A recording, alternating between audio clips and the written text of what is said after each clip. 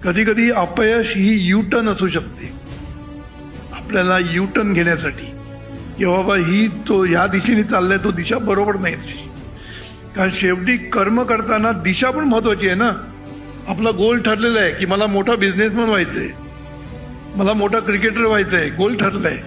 पण तुझी जी दिशा आहे ना ती जर चुकली, कारण शेवटी दिशेला पण महत्व आहे ना. दिल्लीला जायचं आणि बसायचं गोव्याच्या गाडीत नाही चालणार ना.